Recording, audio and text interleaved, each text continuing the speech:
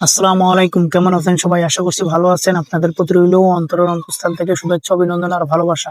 আপনাদের মাঝে আসলাম আমি আবার ফিরে, হয়তো ছোট্ট কিছু কথা বলার জন্য, ছোট্ট কিছু কথা নিয়ে।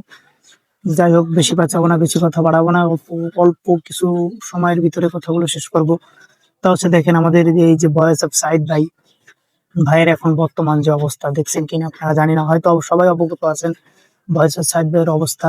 ভাই ইন্ডিয়া থেকে ফিরে আসছে, ওনার টাকা নাকি সব খরচ হয়ে গেছে, টাকা নাকি সব ভাঙা শেষ। একটা জিনিস দেখেন, 35 লক্ষ টাকাও একজন মানুষের জীবনকে আটকাইতে পারে না, এটা সম্ভব না। কিংবা তার অধিক টাকাও হয়তো কোনো মানুষের জীবন ধরে রাখতে পারবে না। তো একটা কথা বলতে চাই যে এই যে কাদা ছিটাছিটি, এই যে এত কিছু, এত গ্যাঞ্জাম, এত মারামারি, এত চিল্লাপাল্লা, এত ঝগড়া, এত কিছু হয়ে গেল, পারলো কেউ বয়স সাইদ ভাইকে সুস্থ করতে কিংবা তারা ফিরিয়ে রাখতে? তার পাশে এত বড় একটা সাপোর্ট দিয়ে সবাই দাঁড়ালো, কিন্তু তার সাহসটা হয়তো এরকম গুছাই দিতে পারলো না। যার কারণে আজকে ভয়েস অফ সাইদ ভাই মৃত্যু না হয়েও মৃত্যুর থেকে বেশি যন্ত্রণা ভোগ করতে হচ্ছে। সব থেকে দুঃখজনক, সব থেকে কষ্টর একটাই কথা বলবো, তা হচ্ছে অনেক অনেক সমালোচনা করছে, অনেক অনেক কথা বলছে, অনেক অনেক ইসে নিয়ে গেছে তাকে, কিন্তু একটা মানুষ, তার কাছে আর কি বা আছে? তার তো সবই শেষ, সে চলে যাবে। সে হয়তো আর বেশি দিন আমাদের মাঝে কতদিন থাকবে জানি না। আল্লাহর কাছে দোয়া করি, আল্লাহ যেন তাকে অনেকদিন রাখে আমাদের মাঝে, অনেকদিন যেন থাকে। আমরা চাই সে বেঁচে থাকুক, তার 3টি সন্তান আছে, সে বাঁচতে চায়। কিন্তু দেখেন, একটি কথা আমাদের বলতে হবে কিংবা মানতেও হবে যে টাকা দিয়ে কাউকে আটকানো যায় না, টাকা দিয়ে কাউকে রাখা সম্ভব না।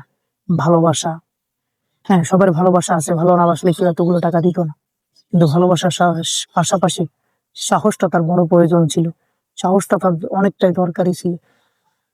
যাই হোক, অনেক কিছু হয়ে গেছে। ভয়েস অফ সাইদ ভাই এখন চিকিৎসা হয়তো বা বন্ধ করে দিয়েছে কিনা জানি না, কিন্তু তার হয়তো তার জীবনটার প্রতি আর ভরসা নাই। আমরা তাকে ভরসা দিতে পারিনি, হয়তো বা ভরসাটা তার সেরকম পুঁজি করে তাকে দিতে পারিনি।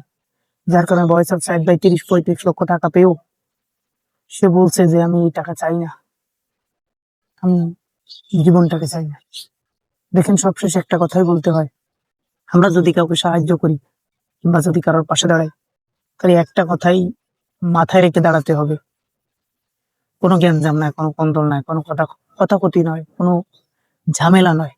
মানুষটাকে সুস্থ করি, তার পাশে দাঁড়িয়ে তাকে ভালো করি, সমাজে আবার ফিরিয়ে আনতে চাই।